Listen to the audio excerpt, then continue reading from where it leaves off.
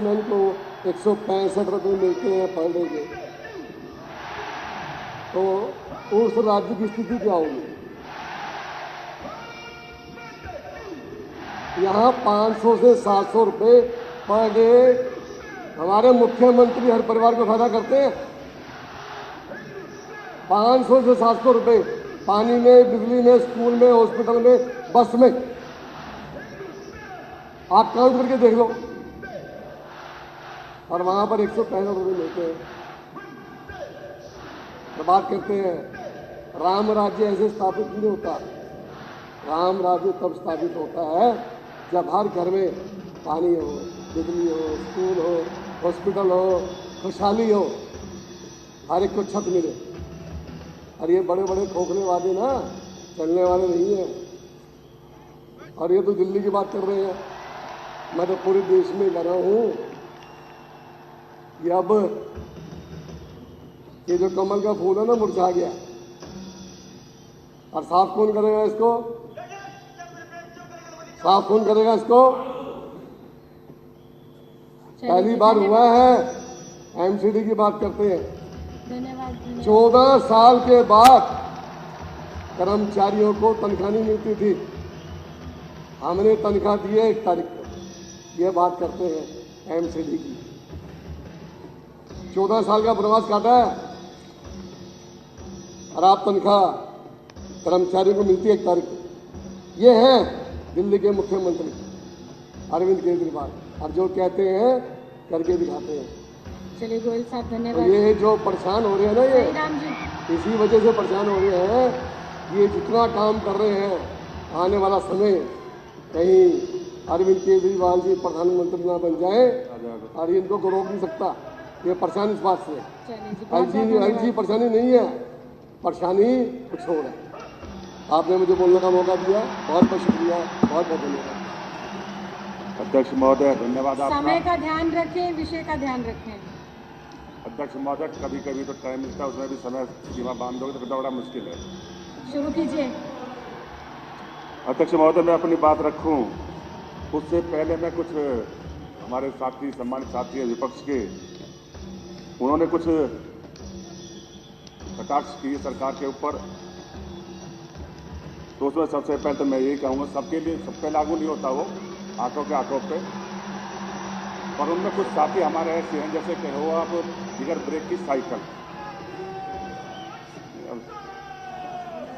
जैसे ये बिगर ब्रेक की साइकिल हो, जब ये बोले इनको जरूर टाइम बता दोगे, इतने टाइम में बोलोगे। दूसरा, अभी चर्चा की मुख्यमंत्री जी के आवास के ऊपर, बहुत प्रचार कर रहे हैं। चलो अच्छी बात है, मुख्यमंत्री जी का प्रचार हो रहा है, पर ये कभी ये नहीं सोचते कि जो इनके प्रधानमंत्री हैं वो दिन में 3 सूट बदलते हैं, और वो भी 10-10 लाख रुपए के। उसका कैलकुलेशन कर लोगे तो हम तो 0 पे हैं। तीसरा अध्यक्ष महोदय, आज चर्चा अभी साथी ने कहा कि दिल्ली सरकार के फेलियर की है, उस पर चर्चा होनी चाहिए। अब दिल्ली सरकार के फेलियर की बात नहीं है। अगर दिल्ली सरकार फेल होती तो निगम में आम आदमी पार्टी ना आती। पिछले 7 साल में जो दिल्ली सरकार ने पानी पे काम किया है और तरह के काम किए हैं, उस पे दिल्ली में निगम में सरकार आई है, और ऐसी आई है कि इनके होम मिनिस्टर तक पर्चा लेकर गलियों में घूमना पड़ा था। कोई भी इनका मुख्यमंत्री किसी भी स्टेट का, इनका कोई भी मंत्री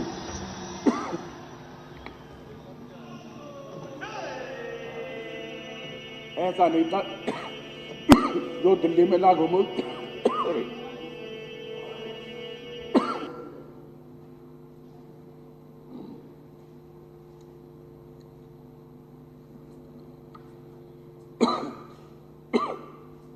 आज एक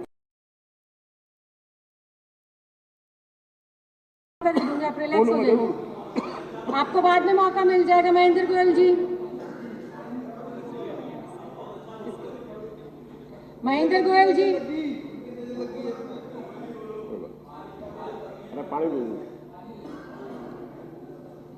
धन्यवाद अध्यक्ष जी। जो आपने आज दिल्ली जल बोर्ड के मुद्दे के ऊपर मुझे बोलने का मौका दिया। दिल्ली को बसाया था भगवान कृष्ण जी के सहयोग से पांडवों ने, और बहुत खूबसूरत बसाया था दिल्ली को, लेकिन समय समय के ऊपर लुटती रही। उसके ही परिवार के लोगों ने इस दिल्ली को, जिसको इंद्रप्रस्थ कहा जाता था उस समय के अंदर, अपने ही परिवार के लोगों ने उस दिल्ली को लूटा। उसके बाद दिल्ली के ऊपर फिर से आक्रमण हुए, भारी लोगों ने दिल्ली को लूटा, अंग्रेजों ने दिल्ली को लूटा,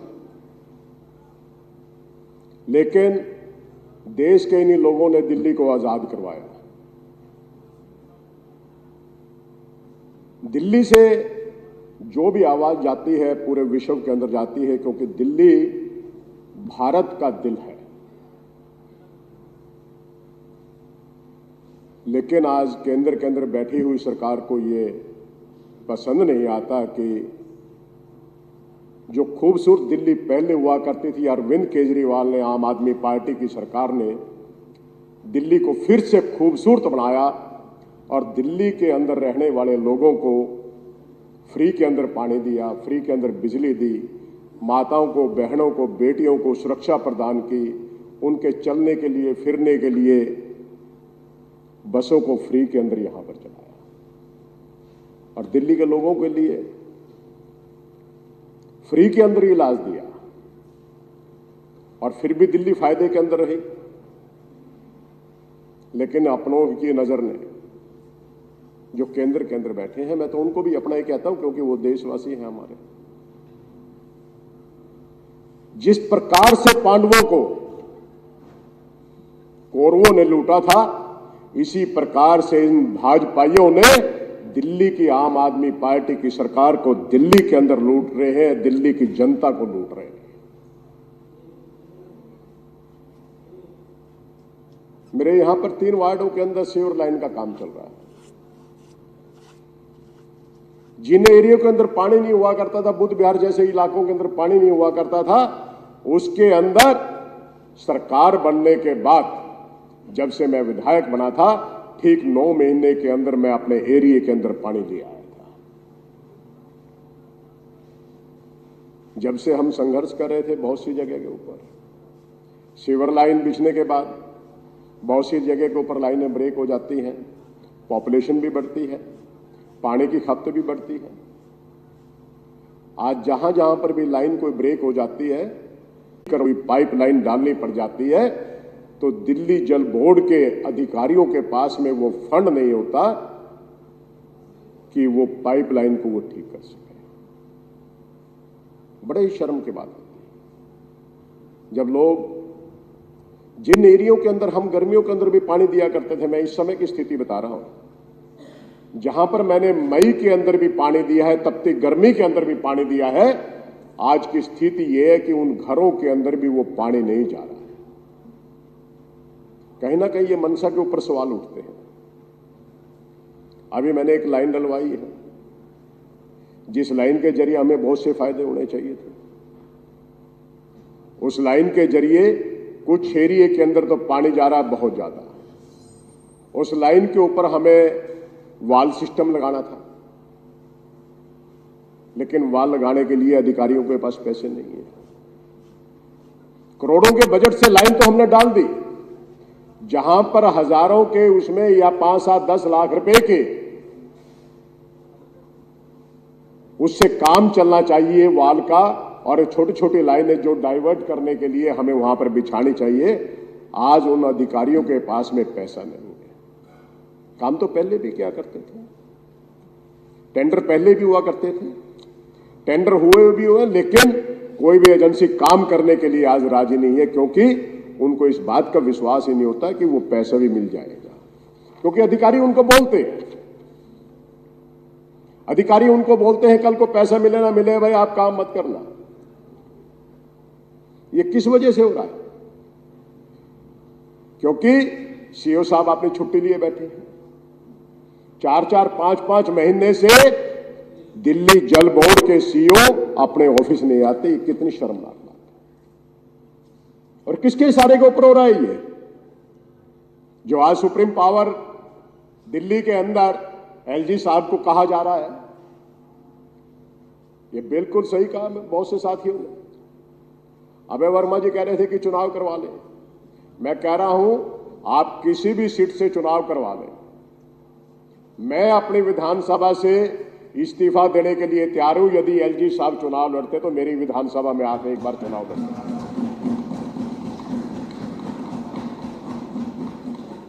आज ही लिख के दे देता हूं मैं, एक्सेप्ट करें उस बात के लिए। आम आदमी पार्टी से तो लड़ने की हिम्मत नहीं है, क्योंकि आम आदमी पार्टी का मुखिया अरविंद केजरीवाल उनको टिकट देने वाला नहीं है, क्योंकि दिल्ली की जनता के साथ जो किया वो उसी देश की सबसे बड़ी पार्टी के चुनाव चिन्ह से चुनाव लड़के देख ले। दावे के साथ मैं कहता हूं वहां से जमानत जब्त होकर उनकी जाए।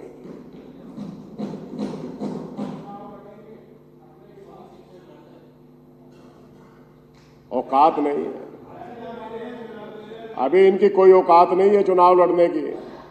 मैं तो कहता हूं वहां पे कोई महेंद्र गोयल चुनाव नहीं लड़ेगा, हमारा छोटे से छोटा कार्यकर्ता भी चुनाव लड़ेगा। जमानत जब्त करवा के भेजेगा, इतना मान लो आम आदमी पार्टी के कार्यकर्ता के अंदर संभव। मैं तो सिर्फ एक ही आग्रह करूंगा अध्यक्ष जी,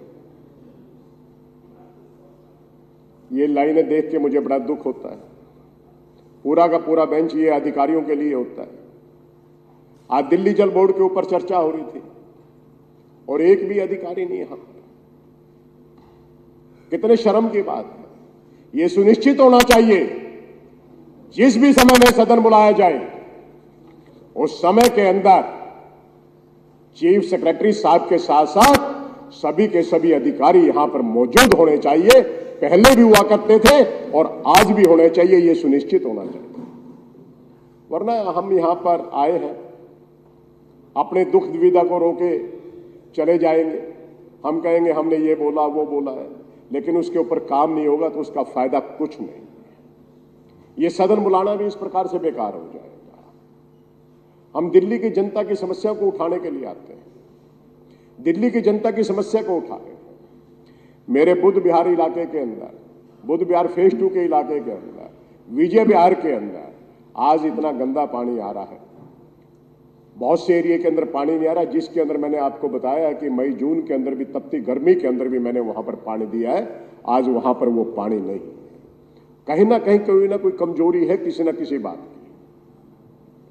तो आपसे मैं निवेदन कर रहा हूं कि आपके माध्यम से आज इस सदन के अंदर चर्चा होने के उसमें माननीय मंत्री साहब से मैं आग्रह करूंगा कि, और वाइस चेयरमैन साहब से भी आग्रह करूंगा कि मेरे क्षेत्र की जनता आज बहुत त्रस्त है। उस क्षेत्र की जनता की तरफ देखते हुए आप आज पूरी की पूरी दिल्ली की समस्याओं को देखते हुए इन समस्याओं के ऊपर आप भी ध्यान देंगे, अपने अधिकारियों को निर्देश देंगे। और एलजी साहब को भी इस सदन के माध्यम से कहूंगा, यदि आपको कोई बड़ी पावर मिली है तो कम से कम उसका ध्यान करें। वरना जिस अहंकार के अंदर आप, मैंने पहले भी एक बार सदन के अंदर कहा था, जिस प्रकार से आप अहंकार के अंदर है उसके अंदर कुछ लाइनें कह देता हूं। अहंकार से तीनों गए। विदोड़ी साहब सुनने की बात है ये, और मोहन सिंह बिष्ट जी इस बात को बहुत अच्छी तरह से जानते हैं। अहंकार से तीनों गए, धन, वैभव और वंश। जिस व्यक्ति के अंदर अहंकार होता है उसके तीनों की तीन चीज चली जाती है। उसका धन भी चला जाता है, उसका वैभव भी चला जाता है और उसका वंश भी चला जाता है। अहंकार से तीनों चले गए, धन, वैभव और वंश। और यकीन नहीं तो देख लो, रावण, कौरव और कंस, उन तीनों का भी नाश हो गया। तो एलजी साहब, जो आज आप दिल्ली को ये तहस नहस कर रहे हैं, केंद्र में बैठी हुई सरकार जो तमाशा देख रही है, मैं उन तमाशाइयों को भी कहना चाहूंगा, तमाशबीन मत बनो। दिल्ली की जनता की तरफ देख लो, वरना आपका कोई नाम लेने वाला नहीं। गोयल साहब धन्यवाद। और मैं इसी के अंदर सिर्फ 30 सेकंड का टाइम और दूंगा। काम करो कुछ ऐसा कि लोग तुम्हारे लौटने का इंतजार करें, ना करो अनर्थ कुछ ऐसा कि लोग तुम्हारे मिटने का इंतजार करें, लोग तुम्हारे मिटने का इंतजार करें। आज लोग आपके मिटने का इंतजार करें।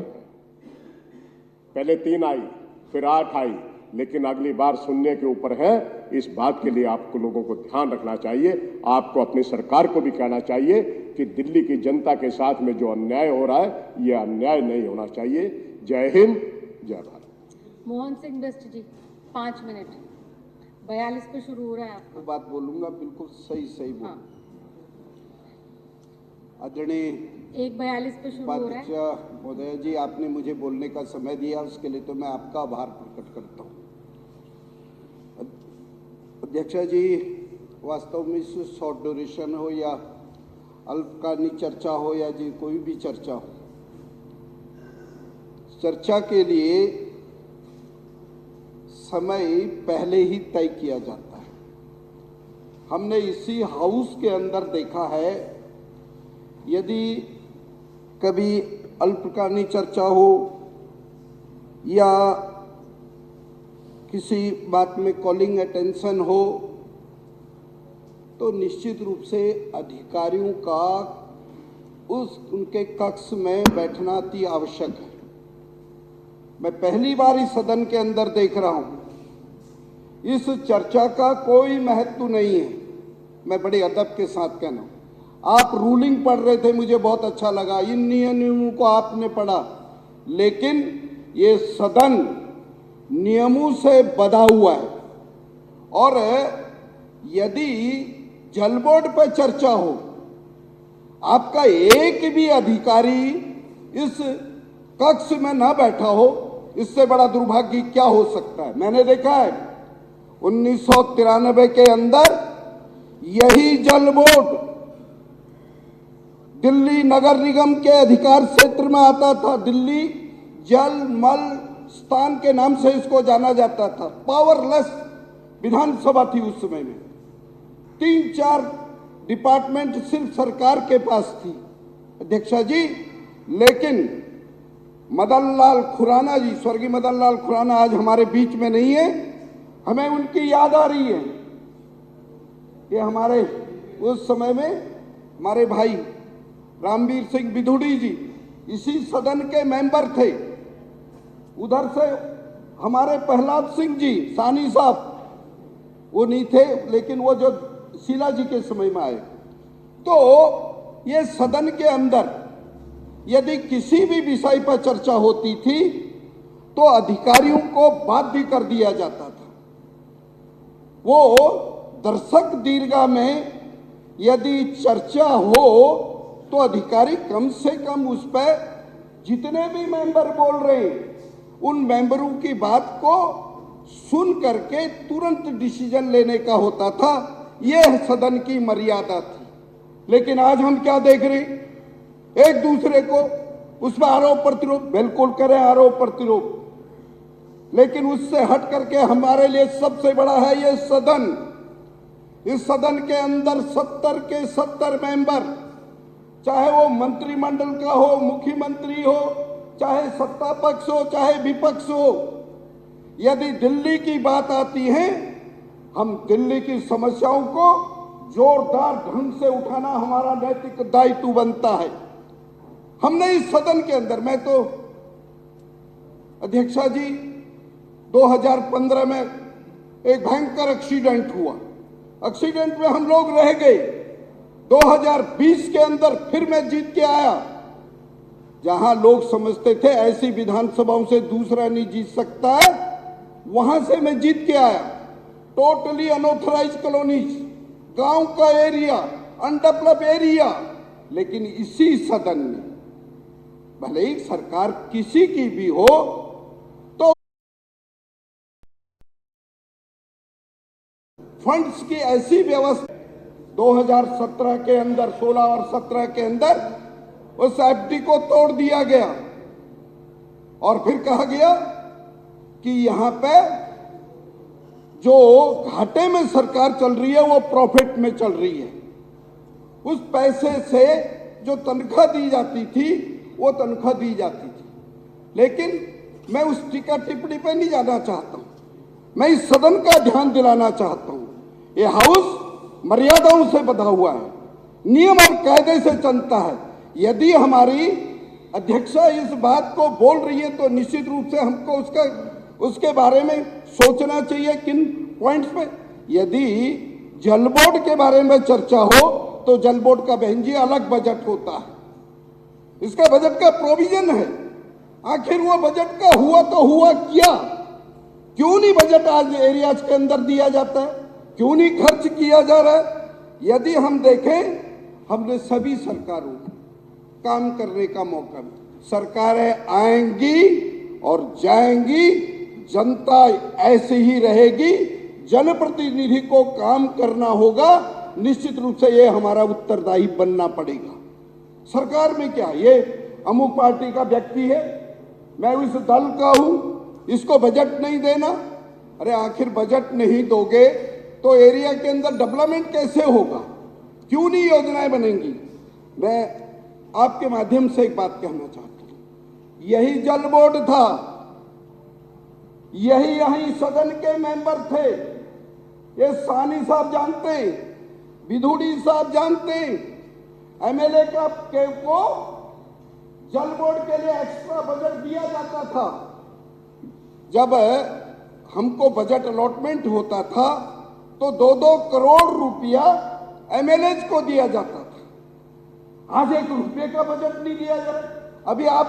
अभी इसी सदन के अंदर भारती साहब हम चिल्ला रहे कि साहब 10 मीटर की हम पाइपलाइन नहीं बदल पा रहे। आखिर इसका प्रोविजन कौन रखेगा? कौन इसको करेगा? सरकार को इस बात का ध्यान रखना चाहिए, बजट अलॉटमेंट करते समय यदि 1 या 2 करोड़ रुपया उसके बजट के अंदर एमएलए हेड में हो, उसका प्रोविजन रख दिए जाए तो निश्चित रूप से वो छोटे मोटे काम हो सकते हैं। ये मैं आपके माध्यम से निवेदन करना चाहता हूँ।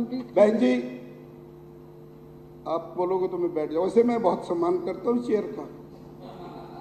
आप बोलोगे मैं बैठ जाऊंगा, मुझे कोई इसमें ज्यादा इतराज नहीं। मुझे दुर्भाग्य इस बात का है, ये अमुक व्यक्ति, यदि हम 8 लोग बीजेपी के हैं, बहन जी आज हमारी स्कीमों को रोका जाता है, किसके आगे रोए?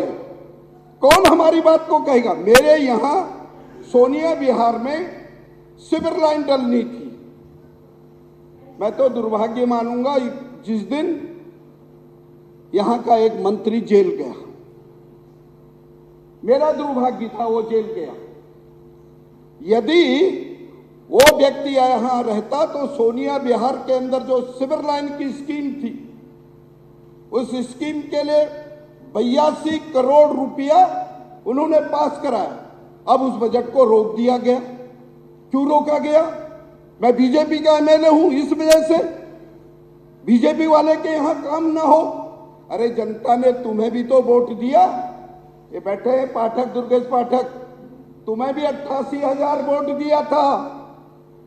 अरे वो तुम्हारे घर के वोट थोड़ी थे, जनता ने देख, हो सकता है विचारधारा पे बंधे हुए थे, उन्होंने 88,000 वोट दिया। बहन जी आज मैं वहां, कल को और हो सकता है, फिर मैं हो सकता हूं, या कोई भी हो सकता है। जनता का काम करना चाहिए। यहां तो ऐसे ऐसे लोग हैं, हम विधानसभा के लोगों को खून के आंसू रुला देंगे। अरे ये कोई ठीक सभ्यता का दायरा क्या है?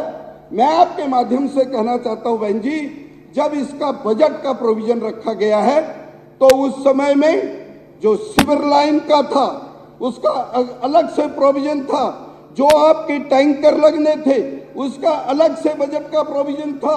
मैं आज एक ही निवेदन करना चाहता हूं, यहां रोने से कुछ नहीं होगा।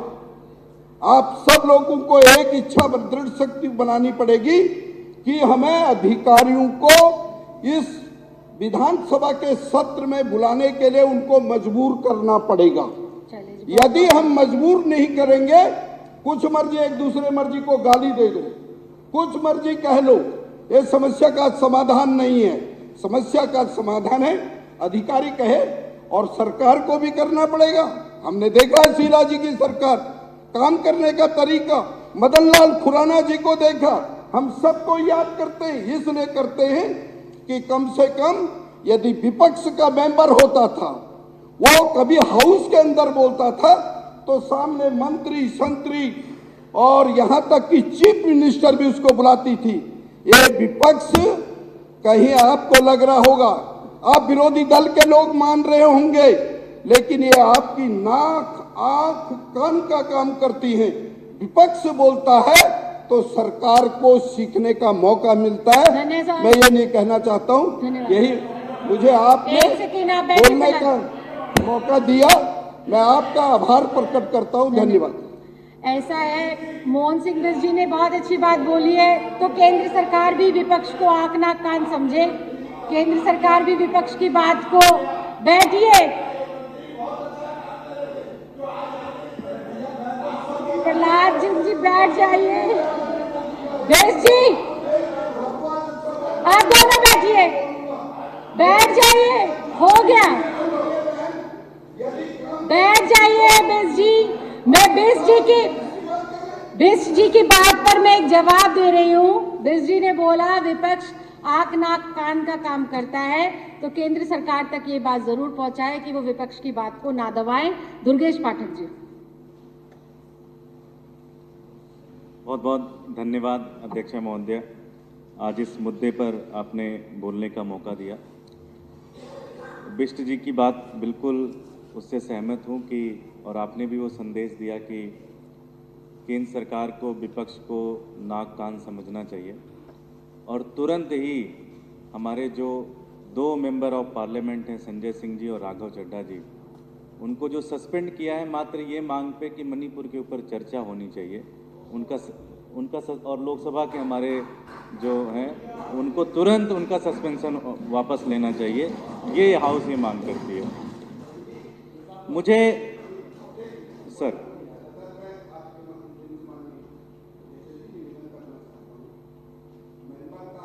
ऐसा होना चाहिए। ये देखिए, आचरण की वजह से उनको सदन से निकासित किया गया। मैं एक बात बता दूं बहन, ये वेल में कूद जाओ, ये किसने कहा आपको? मत माहौल खराब ना करे बिष्ट जी, बिष्ट जी प्लीज बैठिए। अच्छा ठीक है, बैठिए। मुझे लगता है कि एक मिनट अजय, मुझे लगता है कि एक मिनट मुझे लगता है राघव चड्ढा जी के आचरण को, संजय सिंह जी के आचरण को और विजेंद्र गुप्ता जी के आचरण को एक बार वीडियो पे देख लेना चाहिए, किसका क्या आचरण है। अच्छा सुन तो लो, अब मेरी बात तो सुन लो, मेरी बात तो सुन लो, मेरी बात मुझे लगता है कि सभी 70 विधायक इस मुद्दे को लेकर बड़े परेशान हैं, और हमने बहुत सारे मुद्दे इस हाउस में डिस्कस किए होंगे, लेकिन सबसे ज़्यादा पीड़ा वाला मुद्दा ये आज इसके ऊपर चर्चा हो रही है, जल बोर्ड के ऊपर। मैं 4 एग्जाम्पल दूंगा अपनी विधानसभा से, मेरे यहाँ, और अभी जाके उसको आप चेक कर सकते हैं, लाइव जाके चेक कर सकते हैं। मेरे यहाँ नारायणा गांव में एक गली है, कुम्हारों वाली गली, आप देखेंगे वहाँ पे सीवर का पानी लगातार बहता रहता है, सड़क के ऊपर बहता रहता है। सलूशन क्या है कि सलूशन ये है कि एक 150 मीटर सीवर की लाइन बदली जानी है, अगर वो लाइन बदली चली जाए तो पानी वहाँ बहना बंद हो जाएगा, स्थिति ठीक। 40 परिवार हैं जिनको पानी की बड़ी दिक्कत होती है। सलूशन उसका ये है कि एक 200 मीटर की पानी की पाइपलाइन 2 इंची की अगर सीधे सीधे उनको कनेक्शन दे दिया जाए तो वो 43 परिवारों को पानी की समस्या नहीं आएगी। इसी तरह से 16 ब्लॉक हमारा ओल्ड राजेंद्र नगर के अंदर हर 10-12 दिनों के अंदर सीवर का मिक्स होकर पानी आता है और पानी गंदा आता है। लगभग 15-20 परिवार ऐसे हैं जो गंदा पानी पीने को मजबूर होते हैं। सलूशन ये है कि एक पानी की पाइपलाइन बदली जानी है और थोड़ी सी एक सीवर की लाइन बदली जानी है, वो समस्या अपने आप खत्म हो जाएगी। इसी तरह से हमारे यहाँ ई ब्लॉक नारायणा विहार में एक पानी की पाइपलाइन बदली गई, वो पूरा का पूरा बदलने के बाद वो पूरा का पूरा सड़क तोड़ के पड़े हुए हैं। उसी में कोई गिर रहा है, कोई साइकिल से गिर रहा है, कोई बाइक से गिर रहा है, हर आदमी, बुजुर्ग आदमी गिर रहे हैं, लोगों के पैर टूट रहे हैं, लोग परेशान हैं। मुश्किल से 5, 6, 10 लाख रुपए का काम है, वो काम सड़क बन जाएगी। इस तरह से मैं पूरी कॉपी लेके आऊं, 56 ऐसे काम मेरी विधानसभा के अंदर हैं। कोई 5 लाख रुपए का है, कोई 9 लाख रुपए का है, कोई 10 लाख रुपए का है, कोई 15 लाख रुपए का है। लगभग 56 ऐसे काम हैं जिसके कारण से लोग बहुत ज़्यादा परेशान हैं। ये मैं फाइल भी आज टेबल पे आपके सामने रखता हूँ।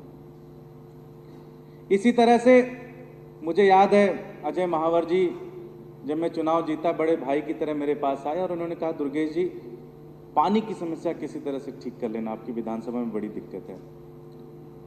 हम लोगों ने बड़ी मेहनत करके 100-125 बोर का प्रपोजल बनाया। जल बोर्ड के अधिकारियों ने बड़ी मेहनत की, हमारे रेजिडेंट्स ने बड़ी मेहनत की।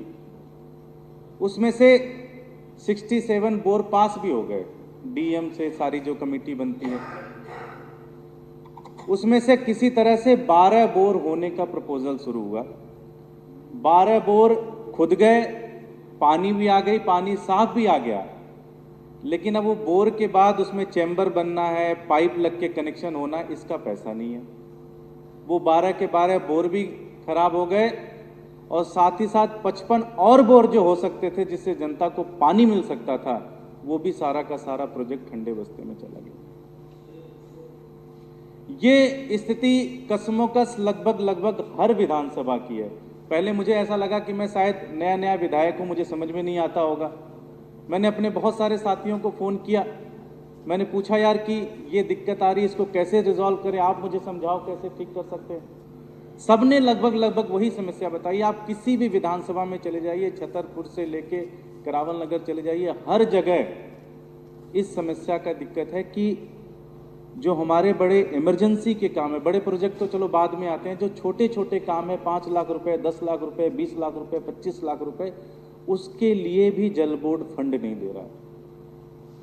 हमारे सोमनाथ भारती जी हैं, वाइस चेयरमैन साहब हैं, सौरभ भारद्वाज जी हैं, मैं चाहूंगा इतना जबरदस्त काम कर रहे हैं हम लोगों के लिए। जब भी इनको मैसेज तक कर दें, मैसेज पे रिप्लाई करते हैं, अधिकारियों के साथ कॉन्फ्रेंस कॉल कराते हैं, मीटिंग बुलाते हैं, मीटिंग में हर मुद्दे के ऊपर चर्चा होती है, लेकिन वो सारी चर्चा इसी बात पे आके रुक जाती है कि भैया कोई अधिकारी साहब हैं वो फाइल साइन नहीं कर रहे हैं, हर बार कोई ना कोई ऑब्जेक्शन लगा के भेज देते हैं।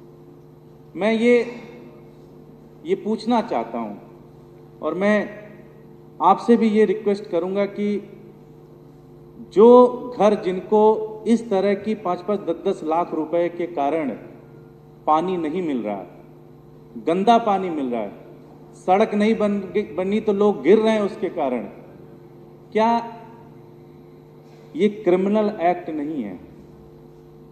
अगर हम किसी को गंदा पानी पिला रहे हैं और गंदा पानी के कारण वो हॉस्पिटल में जा रहा है, उसकी मौत भी हो सकती है, क्या ये क्रिमिनल एक्ट नहीं है?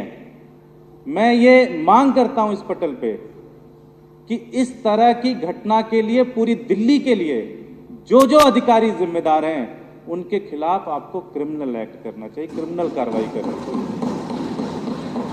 उनको जेल में डालना चाहिए। क्योंकि लोगों को तो हम दिखते हैं, लोगों ने हमें वोट दिया, लोग हमसे सुबह शाम पूछते रहते हैं, हमें गालियां भी देते हैं, हमें बताते भी अपनी समस्या है, लेकिन अब कितनी बार ये समझाएं? 1 साल से एक ही चीज समझा रहे हैं कि भैया बजट नहीं है, बजट नहीं है, बजट नहीं है। इसका कोई तो सोल्यूशन निकलेगा? जनता परेशान है पूरी तरह से। कम से कम कई बार सीओ साहब को मेल डाल दिया, कई बार उनको मैसेज किया, उनके पीओ को फोन किया कि सर आप ही मिलने का मौका दे दो, हो सकता है हमारे जो दोनों साथी हैं इनको बात ना समझ में आती, हम आपको बात समझा देंगे। पता चला सीओ साहब 3 महीने से छुट्टी पे हैं। जल बोर्ड के सीओ, जब जल दिल्ली के अंदर इतनी बड़ी क्राइसिस चल रही है, ऐसे समय में अगर जल बोर्ड का सीओ 3-3 महीने की छुट्टी पे होगा तो काम कैसे चलेगा? कैसे काम चलेगा कि 3-3 महीने से जल बोर्ड का सीओ छुट्टी पे है? इस पूरे समस्या को कैसे इसको सॉल्व किया जाए, इसके ऊपर कोई चर्चा नहीं, कोई बातचीत नहीं, कोई किसी तरह से कोई तरीका नहीं। और ये आज जल बोर्ड में दिखने लग गई, क्योंकि जल बोर्ड एक तरीके से पानी और सीवर एक ऐसी समस्या है जिससे जनता डायरेक्टली टच में है। धीरे धीरे धीरे धीरे धीरे ये हर उस डिपार्टमेंट के साथ ऐसा कर रहे हैं जो डिपार्टमेंट जनता के साथ डायरेक्टली जुड़ा हुआ है। और आप देख रहे हो आज हम जल बोर्ड के ऊपर चर्चा कर रहे हैं, अगले 6 महीने 8 महीने 10 महीने के अंदर जो एटीट्यूड है एलजी साहब का और उनके ऊपर जो बैठे हुए बॉस है, जो उनका एटीट्यूड है कि किसी तरह से केजरीवाल को फेल करो दिल्ली के अंदर, अगर ये चलता रहा तो हम जल बोर्ड नहीं बल्कि आने वाले दिनों में हम पीडब्ल्यूडी के ऊपर भी ऐसी चर्चा करते रहेंगे। हम आने वाले दिनों में हर उस डिपार्टमेंट के ऊपर चर्चा करते रहेंगे जहां इस तरह के अधिकारियों को जबरदस्ती डायरेक्शन दे दे के काम रुकवाने का काम किया जा रहा है। ये बड़ा गंभीर मामला है और मैं हाथ जोड़कर ये विनती करता हूं, भारतीय जनता पार्टी से भी विनती करता हूं, एलजी साहब से भी विनती करता हूं और उनके सारे जो हमारे सेंट्रल गवर्नमेंट के जितने भी हमारे बड़े बड़े प्रधानमंत्री हैं, होम मिनिस्टर हैं, हम आपसे एक ही विनती करना चाहते हैं। दिल्ली बहुत छोटी सी स्टेट है, मुश्किल से 2 करोड़ लोग रहते हैं। उन्होंने मान लिया कि गलती कर दी, एक अपने हिसाब से किसी सरकार को चुन ली। डेमोक्रेसी है, किसी को चुन सकते हैं, हो सकता है आप अच्छा काम करोगे, आपको अगली बार चुन लेंगे, लेकिन आप इतना तो मौका दो कि जो हम काम कर सकते हैं वो काम तो हमें करने दिया जाए। आप सोचिए कि इसमें मुझे लगता है दिल्ली का कोई भी व्यक्ति, आज G20 होने वाला अगले महीने में, सितंबर में G20 है, दिल्ली के अंदर 16 ऐसे जगहों पर पीडब्ल्यूडी ने सड़क का ब्यूटिफिकेशन किया है। जब वहां से गुजरो तो ऐसा लगता है कि ये दिल्ली है ही नहीं। अगर उस पूरे प्रस्ताव को रोका ना गया होता, 1 साल 1.5 साल पहले मनीष सिसोदिया जी ने, सत्येंद्र जैन साहब ने उस पूरे विजन को देखा था, अरविंद केजरीवाल जी ने विजन को देखा था कि दिल्ली को ऐसा बनाएंगे। अगर 1 साल 1.5 साल पहले आपने उस पूरे प्रस्ताव को रोका ना होता, उस पूरे के पूरे कार्यक्रम को रोका ना होता, आज सोचिए जब G20 के अंदर बाइडेन साहब आएंगे, बड़े बड़े देश के लोग आएंगे, बड़े बड़े दुनिया के लोग आएंगे, अगर इस तरह की सड़कें देखते हैं दिल्ली के अंदर, तो प्रधानमंत्री, उनको क्या पता था दिल्ली के अंदर किसकी सरकार है किसकी सरकार नहीं है, तो प्रधानमंत्री जी का ही सीना चौड़ा होता। ये जो नफरत की राजनीति चल रही है कि अगर भारतीय जनता पार्टी की सरकार है तो कोई दिक्कत नहीं, अगर किसी दूसरी पार्टी की सरकार है तो उसे काम नहीं करने देंगे, ये बहुत गलत है। एक लोकतंत्र के अंदर ये ठीक काम नहीं है। आज हम, विश साहब ने कहा आज हम रहेंगे नहीं रहेंगे, कल किसी और पार्टी, यहाँ पर बहुत सारे लोग बैठे हैं, बहुत सारे लोग आगे और भी बैठेंगे, लेकिन इस तरह की राजनीति से कोई भला नहीं होना। इससे सिर्फ और सिर्फ जनता परेशान हो रही है, और जनता परेशान होती है तो जनता की आह भी लगती है आपको। बहुत बहुत आभार, बहुत बहुत धन्यवाद। राम सिंह विदुड़े जी, राम सिंह विदुड़े जी, इसके बाद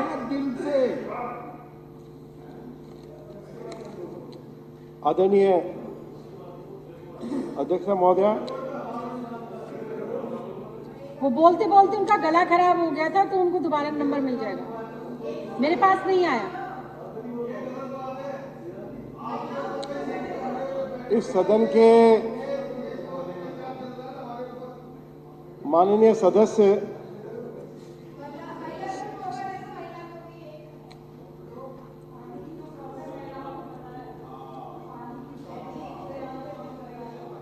आप शुरू करें। आदरणीय अध्यक्ष महोदया, इस सदन के माननीय सदस्य श्री कुलदीप जी ने 2024 में किसकी सरकार होगी उस पर कुछ शंका व्यक्त की है। ये विषय, अब ये एक सेकेंड, ये आप इतने सम्मानित व्यक्ति, आप इतने चुनाव पुराने के सदस्य, बाद, क्या मतलब, चुनाव के बाद हम लोग फिर इस हाउस में मिलेंगे और श्री नरेंद्र मोदी जी की लीडरशिप में भारतीय जनता पार्टी और उसके सहयोगी दल 400 से ज्यादा सीटें जीतकर आएंगे और हम मिठाई खिलाएंगे। आप जल बोर्ड पर आ जाए, आगे जल बोर्ड पर आ जाए। चलिए, वंदना जी, वंदना जी, अभी तो आप समय मांग रहे थे बोलने के लिए, अभी आप सब लोग समय मांग रहे थे और समय खराब भी कर रहे हैं। फैसला आप ही को करना है, क्या करना है। आदरणीय अध्यक्ष महोदया, विषय पर रहिए विदुरी जी। आदरणीय अध्यक्ष महोदया, दिल्ली के माननीय मुख्यमंत्री श्री अरविंद केजरीवाल जी ने 2013 से लेके और अभी कुछ दिन पहले तक निरंतर दिल्ली वासियों को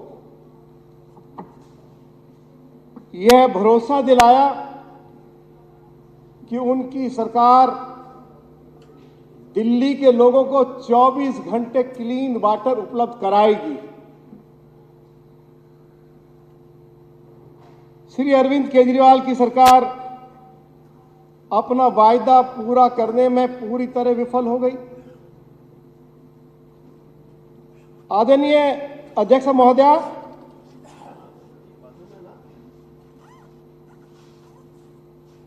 आज दिल्ली जल बोर्ड 72,000 करोड़ रुपए के घाटे में चल रहा है। दिल्ली के आदरणीय मुख्यमंत्री जी ने ही जानकारी दी थी कि 2013-2014 में जल बोर्ड 500 करोड़ रुपए के मुनाफे में था। आज 72,000 करोड़ रुपए के घाटे में चल रहा है। हमारे दिल्ली जल बोर्ड के माननीय चेयरमैन और उस महकमे के मंत्री आदरणीय श्री सौरभ भारद्वाज जी सदन में उपस्थित हैं। मैं उनसे ये जानकारी जरूर लेना चाहूंगा कि आखिर क्या कारण है कि 2016 से दिल्ली जल बोर्ड के खातों की जांच सीएजी के द्वारा क्यों नहीं करवाई गई है। सीएजी ने अनेकों बार दिल्ली जल बोर्ड को पत्र लिखे हैं। आदरणीय मंत्री जी हैं, बैठे हैं। दिल्ली हाई कोर्ट ने भी डायरेक्शन दी है। आखिर क्या कारण है? क्या पूरे देश में कहीं ऐसा दूसरा उदाहरण पेश किया जा सकता है?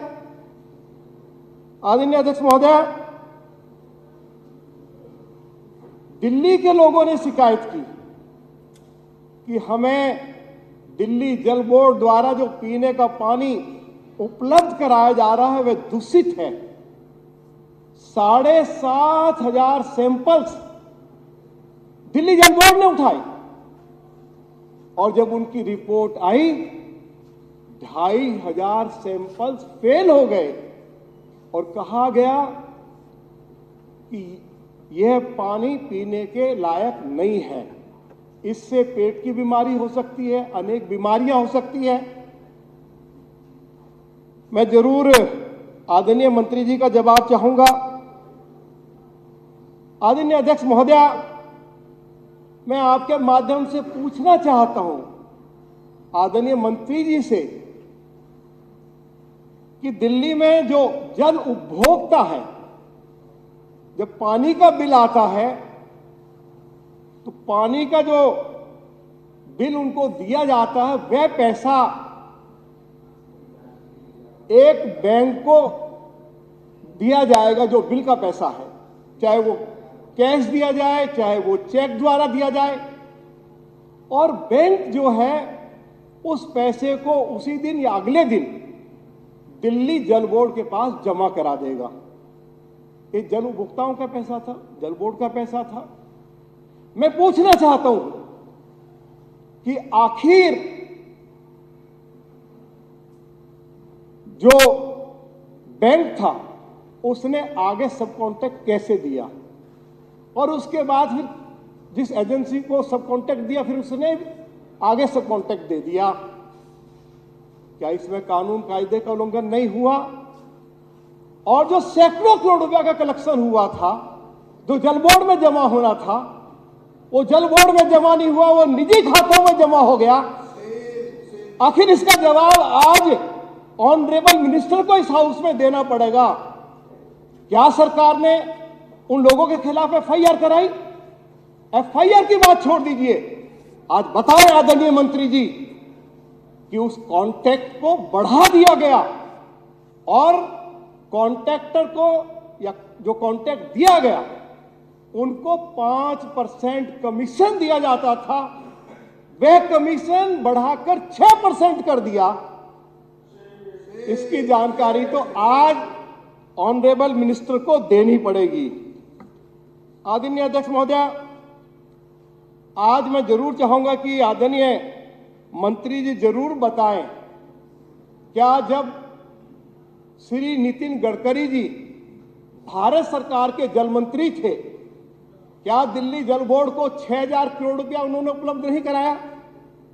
उसके बाद शेखावत जी जल मंत्री बने, लगभग 2,500 करोड़ रुपया उन्होंने जल बोर्ड को उपलब्ध कराया। और केंद्र सरकार पत्र लिखकर निरंतर जानकारी मांग रही है कि यह पैसा कहां खर्च किया गया है। आखिर उसकी जानकारी केंद्र सरकार को क्यों उपलब्ध नहीं कराई जा रही है? आखिर वो पैसा कहां गया? मैं मंत्री जी से इसकी जानकारी चाहता हूं। आदरणीय अध्यक्ष महोदय, क्योंकि ऑनरेबल मिनिस्टर इस हाउस में बैठे हुए हैं, क्या दिल्ली के लोगों के साथ ये वायदा नहीं किया गया था कि हम पीने के पानी की जो सप्लाई है उसमें सुधार करेंगे और उसके लिए कुछ उपाय बताए गए। ये भी कहा गया कि हिमाचल से पानी लाया जाएगा, एमओयू साइन हो गया। आखिर क्या कारण है कि हम उस मामले में एक भी कदम आगे क्यों नहीं बढ़ पाए? श्री मदन लाल खुराना जी मुख्यमंत्री थे, सोनिया बिहार से, उन्हीं के समय में सब कुछ हुआ था, वही लेकर आए थे। आज इतने लंबे समय से दिल्ली में आम आदमी पार्टी की सरकार है, आखिर मुझे लीडर ऑपोजिशन के नाते ये पूछने का तो अधिकार ऑनरेबल मिनिस्टर से है कि आज आप बताइए हाउस को कि क्या कारण रहे हैं कि हिमाचल से आप पानी नहीं ला पा रहे हैं। आदरणीय अध्यक्ष महोदय, ये भी घोषणा की गई कि बरसात होगी, यमुना में जो बरसाती पानी बह जाता है समुद्र में जाके गिर जाता है, हम जो किसानों की जमीन यमुना के किनारे है उस जमीन को किराए पर लेकर गड्ढे खोदकर और उसमें यमुना के पानी को स्टोर करके और उसको ट्रीट कर दिल्ली के लोगों को सप्लाई करेंगे। आखिर उस मामले में क्या प्रगति हुई, हमारे ऑनरेबल मिनिस्टर को बताना पड़ेगा। उन्होंने ये भी कहा, मैं अपनी बात को समाप्त कर रहा हूं, कि हम रेनीवेल लगाएंगे, पलना में भी लगाएंगे, सोनिया बिहार के आसपास भी लगाएंगे। आखिर बताएं कि क्यों एक भी रेनीवेल क्यों नहीं लगा? क्या इसके पीछे कारण रहे हैं? मैं अपनी बात को समाप्त कर रहा हूं। ऑनरेबल मिनिस्टर है बैठे हुए हैं, 150 MGD पानी हमको, गंगा जल का पानी हमको मुरादनगर से लेना था, यूपी सरकार से, और लगभग ये समझौता हो गया कि वे हमें 150 MGD पानी दिल्ली के लोगों को प्यास बुझाने के लिए देंगे और हम उनको सीवेज का जो गंदा पानी है उसको ट्रीट करके उत्तर प्रदेश सरकार को इरिगेशन के लिए देंगे। आखिर उस मामले में क्या प्रगति हुई है, मैं ऑनरेबल मिनिस्टर से पूछना चाहता हूं, और उसमें हमारी किसी मदद की आवश्यकता है। यदि उत्तर प्रदेश के मुख्यमंत्री के पास चलना है, मैं ऑनरेबल मिनिस्टर के साथ अपने सभी विधायकों को लेकर चलूंगा। मैं आज इसकी घोषणा करना चाहता हूं। मैं अपनी बात को समाप्त कर रहा हूं। धन्यवाद दूरी जी। मैं खत्म कर रहा हूं। देखिए, ऑनरेबल चीफ मिनिस्टर ने घोषणा की थी कि हम जो सीवेज का पानी है इसको ट्रीट कर लगभग 50 MGD पानी दिल्ली के लिए और उपलब्ध करा देंगे, और उन्होंने मीडिया के सामने वह पानी पीकर भी दिखाया था। तो मैं ऑनरेबल मिनिस्टर से आज आपके माध्यम से पूछना चाहता हूं कि कई साल गुजर गए, आखिर वो जो 50 MGD पानी मिलना था उसका क्या हुआ? ये ऑनरेबल लेफ्टिनेंट गवर्नर तो अभी 1 साल से आए हैं, लेकिन ये जो घाटा बढ़ता चला गया उसका हिसाब नहीं देना, तो मुझे ऐसा लगता है ये बात हम कहते रहे हैं कि हिसाब किताब सीएजी को क्यों नहीं दिया जा रहा है। लगता यह है कि जल बोर्ड में हजारों करोड़ रुपए का घोटाला हुआ है और इस 72,000 करोड़ रुपए का जो घाटा है, जो हजारों करोड़ रुपए का घोटाला हुआ है या घाटा हुआ है, उसकी जांच सीबीआई के द्वारा कराई जाए और ऑनरेबल मिनिस्टर सीबीआई को कहे कि जांच पड़ताल करें और उसके लिए जो भी दोषी हैं उनके खिलाफ सख्त से सख्त कार्रवाई हो। इसमें तो आप कंपिटेंट हैं, आप सीबीआई से इंक्वायरी मांग सकते हैं। यदि अधिकारी आपकी बात नहीं सुन रहे हैं, भ्रष्टाचार कर रहे हैं, तो आप सीबीआई को लिखिए, हम उसका स्वागत करेंगे। मैं इन्हीं शब्दों के साथ आदरणीय अध्यक्ष महोदय बहुत बहुत आपके प्रति आभार व्यक्त करना चाहता हूं कि आपने मुझे जल बोर्ड पर बोलने का समय दिया, और मैं उम्मीद करता हूं कि हमारे ऑनरेबल मिनिस्टर यहाँ बैठे हुए हैं। वो जब मंत्री बने थे मुझे लग रहा था कि जल बोर्ड की स्थिति बहुत खराब है, शायद स्थिति में कुछ सुधार होगा, लेकिन सुधार होता हुआ मुझे दिखाई नहीं दे रहा है। आज वो बताएंगे कि सुधार कैसे होगा, उसमें हमारी कहाँ सहयोग की आवश्यकता है। हम सहयोग देने के लिए तैयार है। बहुत बहुत धन्यवाद। सहीराम जी 5 मिनट में अपनी बात रखिए। बिल्कुल बिल्कुल अध्यक्ष जी, धन्यवाद, आपने समय दिया। कौन सी तमीज है दत्त जी? अध्यक्ष महोदय, आप भी समझ रही होंगी और विधानसभा में सभी मेंबर भी समझ रहे होंगे, दिल्ली सरकार के खिलाफ और दिल्ली की जनता के खिलाफ एक फ्रेंडली मैच खेला जा रहा है। फ्रेंडली मैच, और फ्रेंडली मैच में क्या होता है अध्यक्ष महोदय कि सभी टीमें मिलकर खेलती हैं,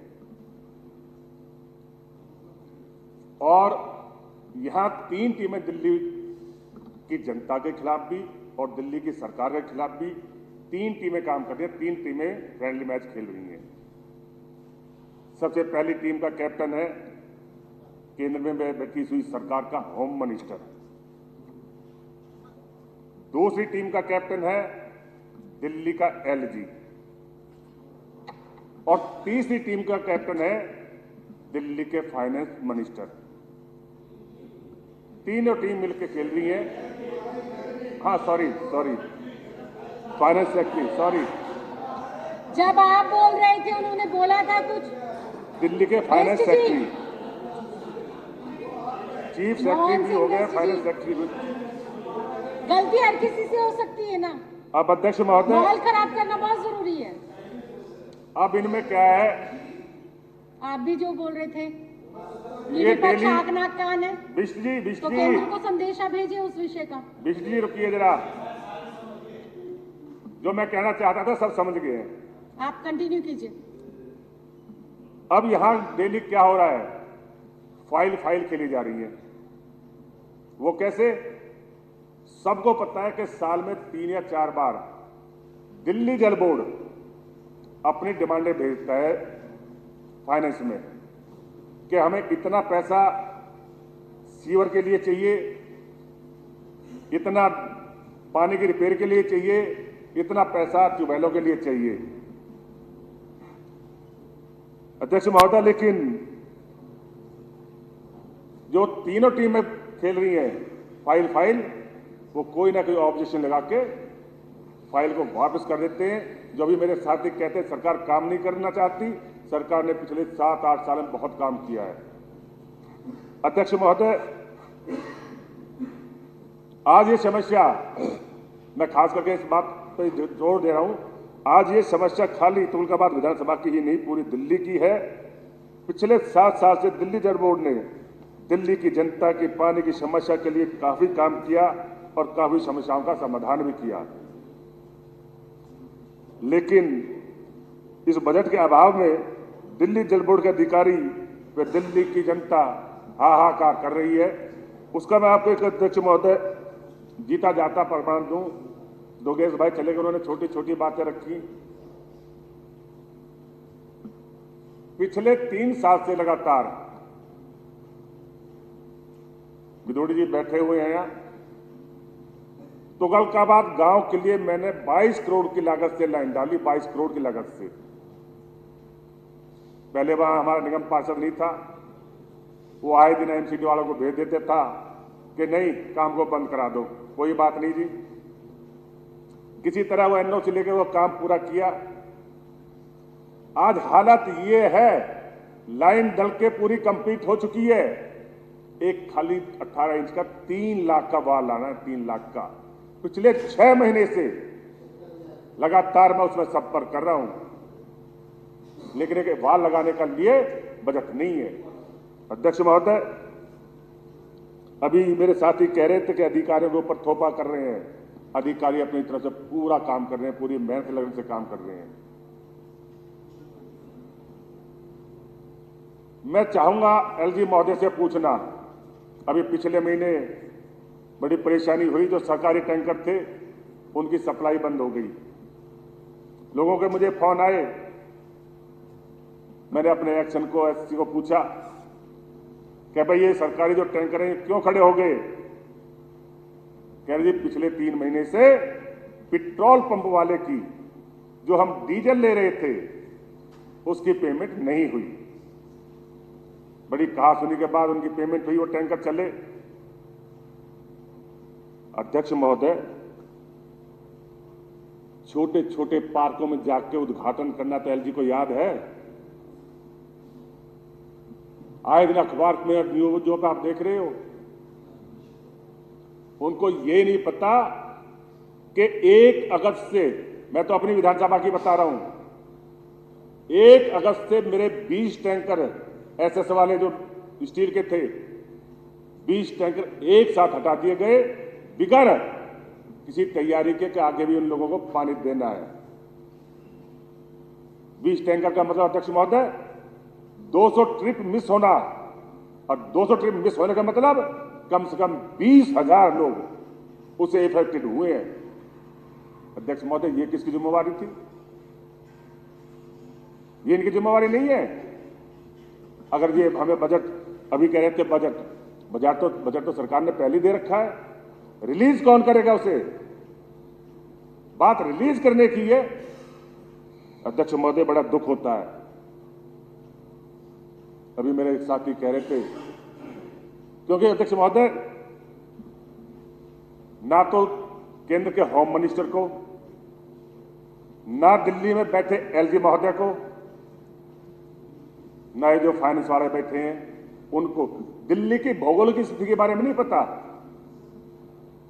कि दिल्ली की भौगोलिक स्थिति क्या है, किस विधानसभा की क्या समस्या है। सबसे बड़ी दिक्कत तो ये हो रही है। अभी गोयल साहब कह रहे थे चुनाव की बात, वास्तव में एक बहुत कड़वा सत्य है। अगर ये लोग भी चुनाव हमारी तरह चुनाव लड़के आते ना, तो उन्हें दिल्ली की समस्याओं का पता होता कि किस विधानसभा में पानी के टैंकर की जरूरत है, किस विधानसभा में पानी की लाइन की जरूरत है, किस विधानसभा में बोरों की जरूरत है। कंप्लीट कीजिए। अध्यक्ष महोदय, बड़े दुख के साथ कहना पड़ रहा है, 16 रीबोर, नए बोर की बात नहीं कर रहा मैं, 16 रीबोर 1 साल से पास हुए पड़े हैं एडवाइजरी कमेटी से। खाली बजट स्लिप लगनी है। अब आप अंदाजा लगाओ, जहां वो 16 रीबोर होने, जहां वो बोर्ड डेड हुए हैं, वहां की जनता क्या कर रही होगी, किस तरह पानी ले होगी। ऊपर से ये 20 टैंकर और बंद कर दिए, 200 ट्रिप और मिस कर दिए। तो अध्यक्ष महोदय, मेरा आपसे इतना निवेदन है कि एक तो जो हाउस में अधिकारी नहीं आते, इनके खिलाफ सख्त से सख्त कार्रवाई की जाए, मैं इस बात से सहमत हूं। दूसरा, जिन अधिकारियों की वजह से ये बजट लेट हुआ, आज हमारे पूरी विधानसभा के हर मेंबर, चाहे पक्ष का हो या विपक्ष का हो, परेशान है, उनके खिलाफ कानूनी कार्रवाई करें। मैं यहां बैठे हुए हमारे जल मंत्री जी, उनसे भी निवेदन करूंगा और आपसे भी निवेदन करूंगा कि उनके खिलाफ सख्त से सख्त कानूनी कार्रवाई करें, जिससे आने वाले समय में ये समस्या ना हो। और आज मंत्री से निवेदन करूंगा कि मेरे यहां जो टैंकर रखते हैं, किसी भी तरह के लगाओ, डीजल के लगाओ, पेट्रोल के लगाओ, मुझे मतलब नहीं है, मुझे टैंकर चाहिए। कृपया करके हाथ जोड़ के आपसे प्रार्थना है, जल्दी से जल्दी, चाहे एलजी से पूछ लो, अगर वो दे रहा ठीक है, नहीं अध्यक्ष महोदय, मैं साफ कहना चाह रहा हूं आज पूरी विधानसभा के सामने, अगर मेरे यहां टैंकरों की समस्या का पानी का समाधान नहीं हुआ तो कभी भी मैं, कल या परसों कभी भी एलजी के घर के आगे अनिश्चितकालीन धरना देने के लिए जा रहा हूं। मैं जा रहा हूं, चाहे कुछ भी हो जाए। फाइनेंस ऐसा करेंगे ना, आधे विधायक फाइनेंस सेक्रेटरी के यहाँ चले जाना, आधे एलजी के यहाँ। चलो अध्यक्ष महोदय, हम जाने के लिए तैयार है। आपने ऐसे कठिन उसमें समय दिया मुझे, बहुत बहुत धन्यवाद। जय हिंद, जय भारत। माननीय मंत्री सौरभ भारद्वाज जी चर्चा का जवाब देंगे। धन्यवाद अध्यक्षा महोदय। सभी साथियों ने अपनी अपनी विधानसभा की समस्या के बारे में बताया और हम भी अपने अपने क्षेत्रों के विधायक हैं। इसके अंदर कोई दो राय नहीं कि अगर किसी इलाके में पानी नहीं आ रहा और वहाँ का जेई एक्सीएन पब्लिक को बता दे कि भाई ये तो 150 मीटर लाइन अगर मैं यहाँ जोड़ दूंगा तो तुम्हारे यहाँ पानी आ जाएगा, तो पब्लिक रोज विधायक के ऑफिस पे पहुंचती है, रोज। ऐसा नहीं है कि विधायक ही कह दे महीने भर बाद आना और पब्लिक महीने भर बाद आएगी। पब्लिक अगले दिन आएगी, फिर अगले दिन आएगी, फिर अगले दिन आएगी, औरतें आएंगी। और जो विधायक साथी गांव में रहते हैं वो तो जिस वक्त गांव में पानी आने का समय होता है, अगर 4 बजे है, पब्लिक 4 बजे उठेगी, मोटर चलाएगी, पानी नहीं आ रहा, कहे चलो विधायक के घर चलो, वो 4 बजे विधायक के घर पहुंच जाते हैं। वो कहते हैं हम जगे हुए तो तू भी जग। और रोज है। रामवीर बिदुड़ी जी ने भी कई सारी बातें कही। उन्होंने सहायता करने के विषय में भी कहा कि वो सहायता करेंगे। मैं मोटे तौर पे पहले ये लोगों को बताना चाहता हूं, अपने विधायक साथियों को बताना चाहता हूं, चाहे भारतीय जनता पार्टी के हों चाहे आम आदमी पार्टी के हों, कि समस्या क्या है, इसका बैकग्राउंड आप लोग सब समझिए। समस्या इस साल से शुरू नहीं हुई, समस्या पिछले साल से शुरू हुई है। कोरोना के समय में दिल्ली जल बोर्ड की जो आय है, जो रेवेन्यू है, हर साल की तरह दिल्ली जल बोर्ड के बिलों से आती है। कई लोग ये कहते हैं कि दिल्ली जल बोर्ड को घाटा क्यों हो रहा है, घाटा क्यों नहीं, उस पर भी आएंगे। दिल्ली जल बोर्ड की आमदनी होती है बिलों के भुगतान से। कोरोना के समय में करीब 2 साल ना मीटर रीडर्स गए, ना बिल जनरेट हुए, और जो थोड़े बहुत बिल जनरेट भी हुए तो लोगों ने पे नहीं किए। मगर दिल्ली जल बोर्ड तो चलता था, हर महीने तनख्वाहें भी दी गई, पंप ऑपरेटर को भी तनख्वाह दी गई, पंप की मेंटेनेंस भी हुई, सीवर की लाइनें भी डलती रही, जो बड़े प्रोजेक्ट्स थे चलते रहे, दिल्ली सरकार का खर्चा चलता रहा। मगर दिल्ली सरकार की, दिल्ली जल बोर्ड की जो आय थी, जो बिलों के भुगतान से आती थी, वो आय आनी बंद हो गई, लगभग बंद हो गई। तो वो पैसा जो दिल्ली जल बोर्ड को कामों के लिए मिला, जिसको कैपिटल भी कहते हैं, कैपिटल वर्क्स के लिए कहते हैं, सीवर डालने के लिए, पानी डालने के लिए, अब आपको तनख्वाहें तो देनी है। पंप ऑपरेटर अगर हैं तो उनकी भी तनख्वाह देनी है, अफसरों की तनख्वाह भी देनी है। बिजली का बिल आता है हमारा, करोड़ों में बिजली का बिल आता है। जितने भी पंप सेट चलते हैं, सीवर ट्रीटमेंट प्लांट चलते हैं, वाटर ट्रीटमेंट प्लांट चलते हैं, मोटर चलती हैं, ट्यूबवेल चलते हैं, हजारों की संख्या में ट्यूबवेल चलते हैं, उनका हर महीने का बिजली का बिल देना है। तो वो बिजली के बिल का भुगतान, ये जो रेवेन्यू साइड के अंदर जो रिकरिंग एक्सपेंसेस है, वो हमने कैपिटल से दे दिया। ये करीब 1500 करोड़ रुपए के करीब ये पैसा हो गया। अब पिछले साल 2022 के अंदर फाइनेंस विभाग के एक खास अफसर ये कहने लगे कि भैया ये 1500 करोड़ रुपए कहाँ गया। हमने बोला कि 1500 करोड़ रुपए, मैं नहीं था तब दिल्ली जल बोर्ड का, बट मैं जानता हूं दिल्ली जल बोर्ड के विषय में क्या हो रहा था। वाइस चेयरमैन था मैं उस समय, कुछ समय तक। तो दिल्ली जल बोर्ड ने कहा कि ये पैसा जो है हमने इसको तनख्वाहों के अंदर दे दिया। तो फाइनेंस क्या कहता है, नहीं हम नहीं मानते तनख्वाह करने, हम तो ये मान लेंगे कि तुम्हारे पास खातों में 1500 करोड़ रुपए है। अध्यक्षा महोदय वो पैसा नहीं है, हमने उनको बता दिया वो पैसा तनख्वाहों में खर्च हो गया, यहाँ पे हो गया। कह रहे नहीं ऐसे तो तुम कर ही नहीं सकते, ये पैसा तो जो कैपिटल का था ये आप रेवेन्यू में कैसे खर्च कर सकते हो, ये आपके खाते में खड़ा हुआ है 1500 करोड़ रुपए, तो वो खाते में है नहीं, मगर ये कह रहे नहीं आपके खाते में 1500 करोड़ रुपए। तो एक तो इन्होंने 1500 करोड़ रुपए की मार ऐसे मारी दिल्ली जल बोर्ड को, ठीक है जी। अब इन्होंने जितना पैसा हम मांगे इनसे, हमने मांगा जी हमें 2000 करोड़ रुपए दे दो। अच्छा 2000 करोड़ रुपए की जरूरत है, लाओ सारे प्रोजेक्ट ले आओ। अच्छा अब ये ले आओ, अब ये ले आओ, अब ये ले आओ, कई महीने निकाल दिए। कह रहे अच्छा लो 500 करोड़ रुपए ले लो। अरे हमने तो 2000 करोड़ मांगे थे। नहीं 1500 करोड़ तो है तुम्हारे पास। ये फाइलों में चल रहा है, फाइल खेल रहे हैं। जो 1500 करोड़ रुपए है नहीं उसको कह के जो है आपका पैसा काटा जा रहा है। तो जब 2023-24 के साल में हम घुसे तो हमारी जो देनदारी है ठेकेदारों की, जो काम हो चुके हैं, वो करीब 846 करोड़ की देनदारी के साथ हम घुसे।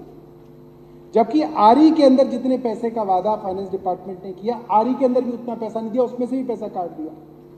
तो जब आप 2023-24 के अंदर घुसे तो दिल्ली जल बोर्ड माइनस 846 करोड़ के साथ घुसा देनदारी के साथ। अब ये वही ठेकेदार हैं जो 3 महीने काम करते हैं, फिर और 3 महीने का काम, तो हर 3-3 महीने, हर एक महीने की इनकी पेमेंट होती है। ज्यादातर वही है क्योंकि ये प्रोजेक्ट 3-3 साल 4-4 साल के प्रोजेक्ट चलते हैं। छोटे ठेकेदार भी होते हैं तो उसी कॉन्स्टिट्यूंसी के वही ठेकेदार होते हैं जो दोबारा टेंडर लेते हैं। उन्हीं की पेमेंट आपको पुरानी भी करनी है, तभी वो नया आप काम करोगे। ऊपर से ये कंडीशन डाल दी गई कि पहले आप पुरानी पेमेंट करो, फिर आप जो चलते हुए काम है उसकी पेमेंट करो, फिर आप कोई नया काम ले सकते हो। बहुत मेहनत मुशक्कत करके कैलाश जी उस वक्त फाइनेंस मिनिस्टर थे, उनके दौरान जो है हमने एक मीटिंग की। मीटिंग बड़ी लंबी चली, बड़ी मुश्किल से ये फैसला हुआ कि हमें 2023-24 की पहली किस्त तो दे दो जो हमारी बनती है 25% हमारा। वो 2023-24 की पहली किस्त हमें जो है मई जून में मिली, बहुत लेट मिली, जबकि शुरू में मिल जानी चाहिए थी। वो पैसा जो हमारा आया, वो सारा का सारा पैसा हमारी देनदारी में चला गया और ऑनगोइंग प्रोजेक्ट्स में चला गया। जो चल रहे हैं प्रोजेक्ट उसका पैसा जो देना है, और जो पुराने खत्म हो चुके हैं उसका पैसा देना, सारा पैसा वहां चला गया। और पिछले 6 महीने में आप देख सकते हो कि कोई नया प्रोजेक्ट मोटे तौर पे नहीं शुरू हो पा रहा, क्योंकि हमारे पास पैसा ही नहीं है।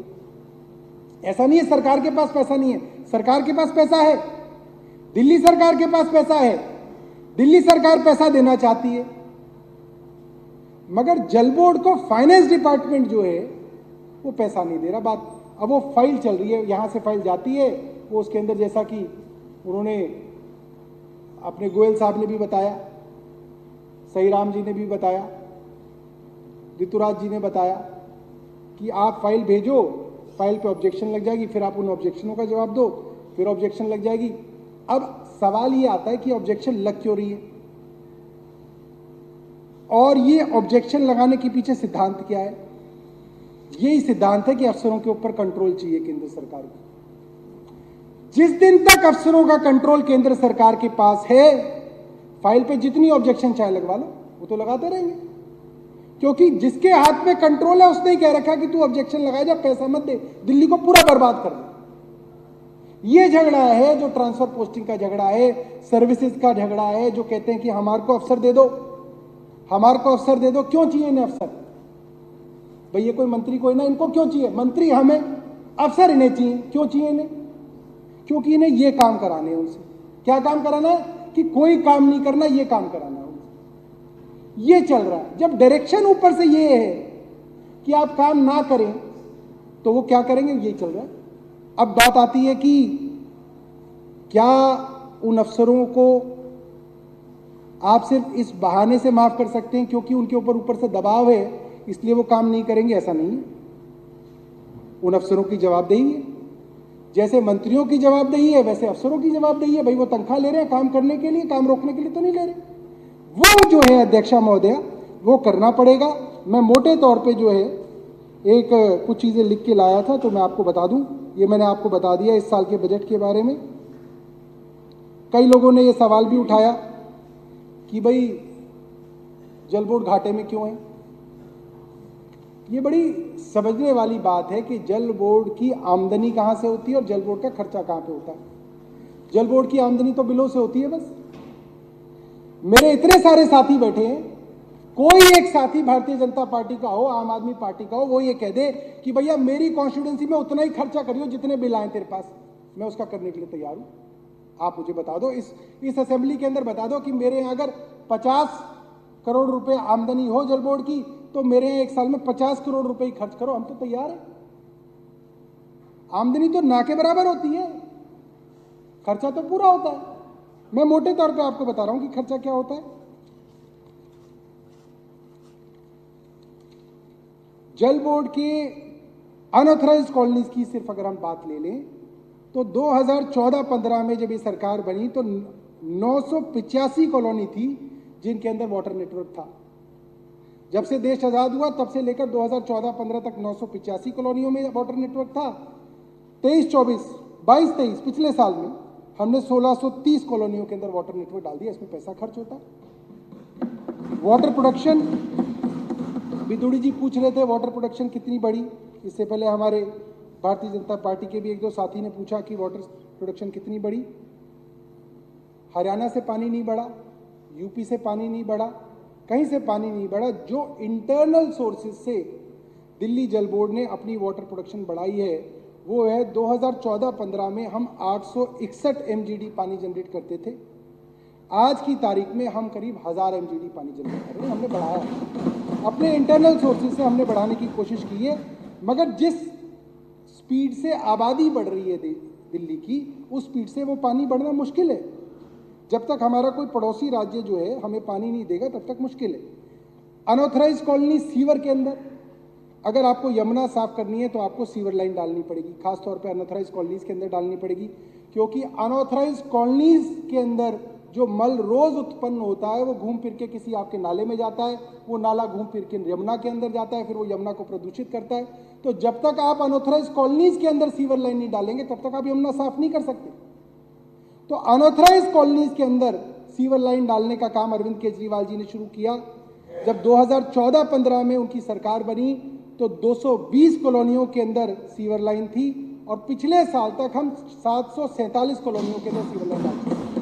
ये काम अरविंद केजरीवाल जी की सरकार ने किया। आप सोचिए, जब से भारत आज़ाद हुआ 2014-15 तक 220 और जब से अरविंद केजरीवाल जी मुख्यमंत्री हैं तब से अब तक 747 हम जो है इसको हमने पहुंचाया है।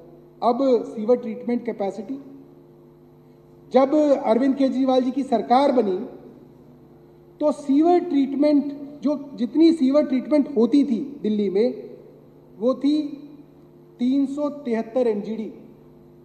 अध्यक्षा महोदया, जितना पानी हम लोग देते हैं उसके हिसाब से आप अनुमान लगा सकते हैं कि दिल्ली में कितना सीवर जनरेट होता होगा। दिल्ली के अंदर हमारा अनुमान है करीब 792 MGD, मतलब 792 million gallon per day sewage waste generate होता है और उसमें 2014-15 में मात्र 373 मिलियन गैलन पर डे हम ट्रीट करते थे, यानी कि करीब 600, माफ कीजिएगा, यानी कि करीब 400 MGD सीवर वेस्ट हम यमुना के अंदर डालते थे।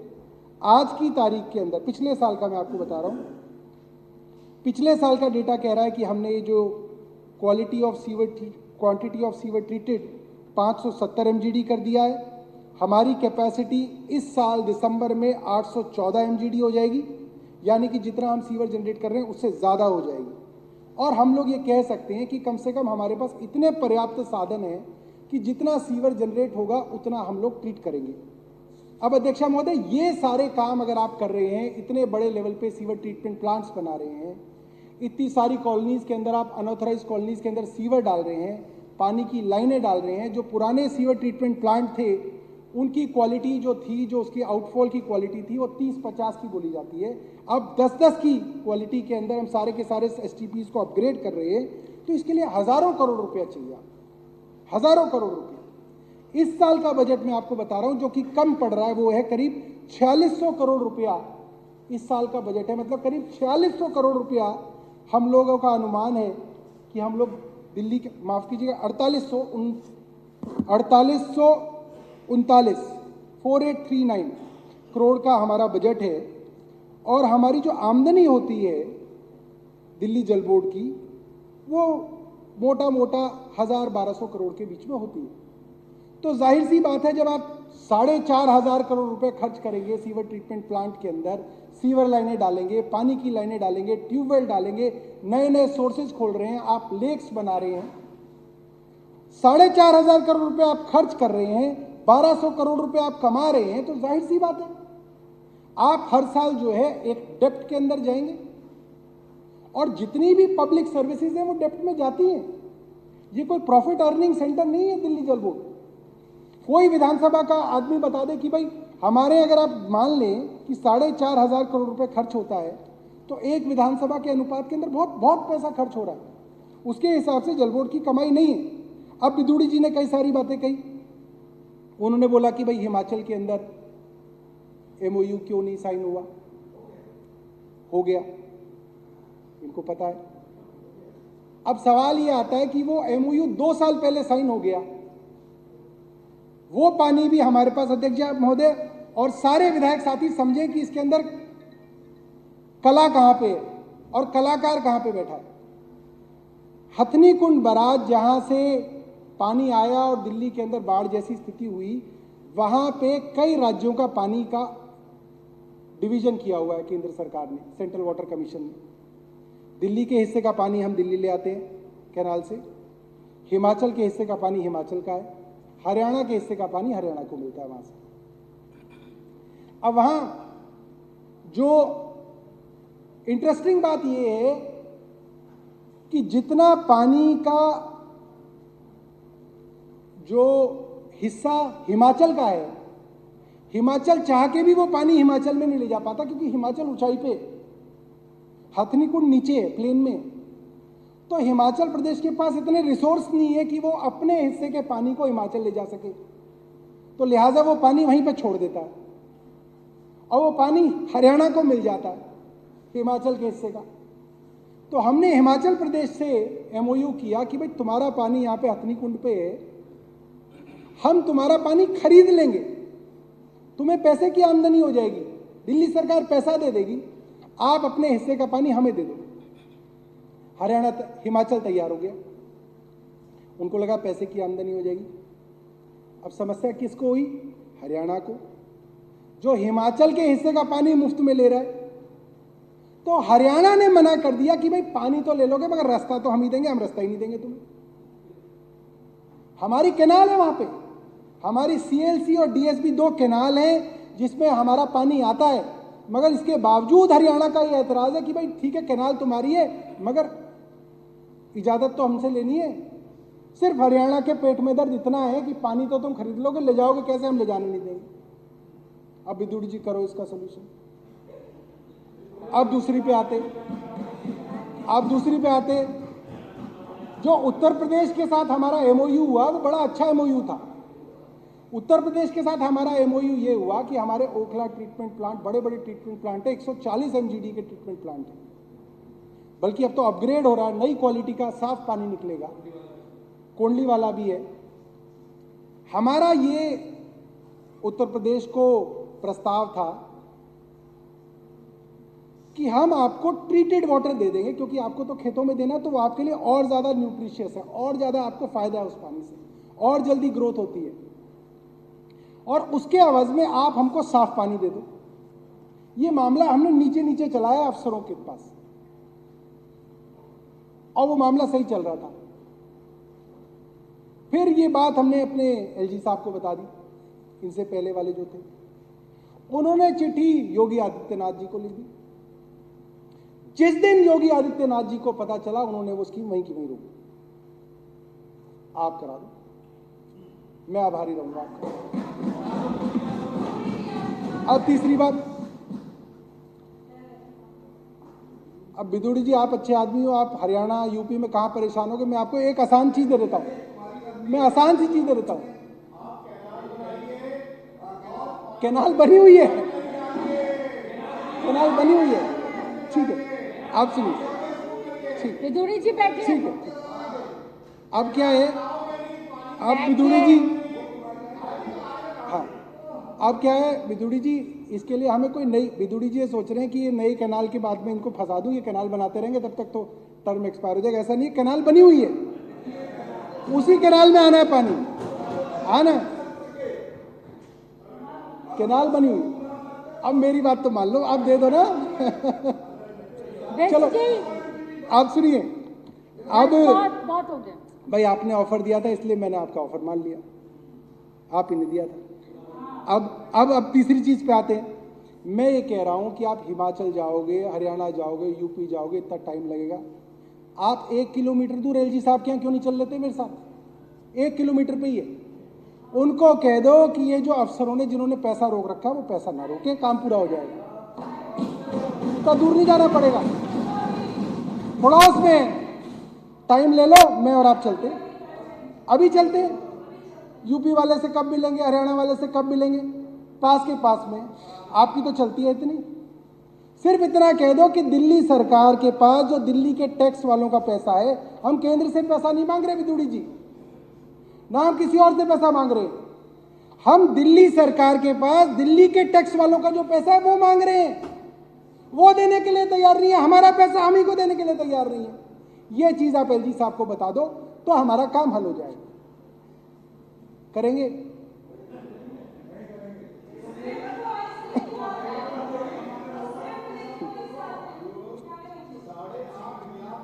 का हिसाब तो दे दो, फिर आगे भी दिलवा देंगे। नहीं, वो तो दे दो हमारा हिसाब। हिसाब देंगे नहीं आप और पैसा मांगते जाओगे तो ये उचित नहीं है। विदुड़ी जी बैठिए, मंत्री जी। अध्यक्षा महोदय, मैं ये पूरी की पूरी जो बातचीत थी, देखिए ये बड़ा अच्छा हुआ कि इतने सारे विधायक साथियों ने अपना दर्द बताया। रामवीर विदुड़ी जी ने भी अपना दर्द बताया। इनके ये भी बहुत परेशान है फंड से, इनके बीजेपी के साथी नहीं जानते होंगे, ये भी बहुत परेशान है फंड से। ये भी बहुत कोशिश कर रहे हैं कि किसी वजह से, किसी तरीके से इनको कुछ बजट जो है दिल्ली जल बोर्ड का मिल जाए, और सब लोग परेशान हैं। मगर इस बात को समझना पड़ेगा कि ये दिल्ली जल बोर्ड इकलौता विभाग नहीं है जिसको परेशान किया गया है। हमारी पिटीशंस कमेटी के अंदर वो मामले आए थे जिसके अंदर अध्यक्षा महोदया, जैसे हमारे एक ऋतुराज भाई ने भी बताया, ठीक एमसीडी के चुनाव से पहले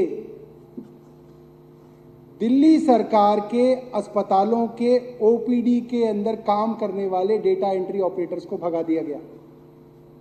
आप सोचिए दिल्ली सरकार के अस्पतालों में क्या हालत हुई होगी जब बीमार लोग ओपीडी में पहुंचे होंगे और पर्ची बनाने वाले लड़के कई महीनों तक गायब थे। इन्होंने ऐसे सताया है दिल्ली के गरीब लोगों को। दिवाली से पहले पिटीशन कमेटी की हमारी मीटिंग हुई थी जिसके अंदर गरीब लोगों के वीडियोस हमने असेंबली कमेटी के अंदर चलाए थे। वो गरीब लोग कह रहे थे बेटा 3-3, 4-4 महीने से पेंशन रोक रखी है सरकार ने। वो कौन अधिकारी थे जिन्होंने रोक रखी थी? ये जानते कोई नहीं? तो जानते हैं वो कौन अधिकारी है। दिल्ली सरकार के मोहल्ला क्लिनिकों के अंदर जो फ्री टेस्ट होते थे, जो कंपनी फ्री टेस्ट करती थी, उसको पैसे रोक दिए, उन्होंने टेस्ट रोक दिए। दिल्ली के अंदर मोहल्ला क्लिनिकों के अंदर टेस्ट होने बंद हो गए महीनों तक। कैसे हुआ था? सब जानते हैं कैसे हुआ था, इनको भी मालूम है। आपने पेंशन रोक दी, अस्पतालों के अंदर डेटा एंट्री ऑपरेटर भगा दिए, मोहल्ला क्लिनिक के डॉक्टरों का मेहनताना बंद कर दिया, मोहल्ला क्लिनिक के अंदर टेस्ट जो होते थे वो बंद कर दिए। ये अपने आप ही कोई ना हो रहा, और जो अधिकारी कर रहे हैं उनके ऊपर तो कोई कार्रवाई नहीं हो रही। एक बार मुझे पता चला कि डूसिब का एक रैन बसेरा देखने एलजी साहब गए और वहां पे एक चद्दर गंदी थी, तो एलजी साहब ने उस सीओ को निकाल दिया। सुबह रात को ही ऑर्डर कर दिया, सीओ सस्पेंड। और 1 महीने बाद उस रैन बसेरे को डीडीए ने उड़ा दिया। मतलब जिस रैन बसेरे की एक चद्दर से एलजी साहब को इतना एतराज था, आपने उस पूरे रैन बसेरे को ढा दिया और आपके दिल में दर्द नहीं आया, क्योंकि मामला वो रैन बसेरे का नहीं था, मामला उस अधिकारी का था। उस अधिकारी को हटाना था तो आपने हटा दिया। तो जब आप एक चद्दर का बहाना लेके एक अधिकारी को हटा सकते हो, तो जहां पे आपके मोहल्ला क्लिनिक को ठप किया जा रहा है, गरीबों को परेशान किया जा रहा है, बुजुर्गों को 3-3 महीने तक पेंशन के लिए चक्कर कटाए जा रहे हैं, जल बोर्ड को आप पूरा का पूरा जो है ठप करना चाहते हैं, क्या एलजी साहब को दिख नहीं रहा होगा? एलजी साहब को दिख रहा है, कौन कर रहे हैं ये भी पता है, सबको सब कुछ पता है। इसीलिए इनको अफसरों का कंट्रोल चाहिए। लड़ाई तो ये है, इसीलिए इनको अफसरों का कंट्रोल चाहिए, क्योंकि अफसरों से इनको ये काम रुकवाने दिल्ली। ये लड़ाई है अध्यक्षा महोदय। बहुत अच्छी चर्चा हुई, सब लोगों ने इसके अंदर बड़ा पार्टिसिपेट किया। विपक्ष से भी कई साथियों ने बहुत अच्छा बोला। मोहन सिंह बिष्ट जी, मैं आपको बता दूं कि जो आपका जो करावल नगर का सोनिया विहार का जो सीवर रुका हुआ है, उसके साथ दिल्ली जल बोर्ड के करीब 1 दर्जन प्रोजेक्ट रुके हुए हैं, क्योंकि पैसा नहीं। मैं आपको ये बता रहा हूं, आप चाहे दिल्ली जल बोर्ड के मिनट चेक कर लेना। ऐसा नहीं है कि आपके लिए जो हमने रुका हुआ है पैसा नहीं है, आप पैसा दिलवा दो, आपको दिलवा देंगे। पैसा नहीं है, सीवर के अंदर नहीं है पैसा, मैं आपको बता रहा हूं। ठीक है, बहुत बहुत धन्यवाद। बेस्ट जी,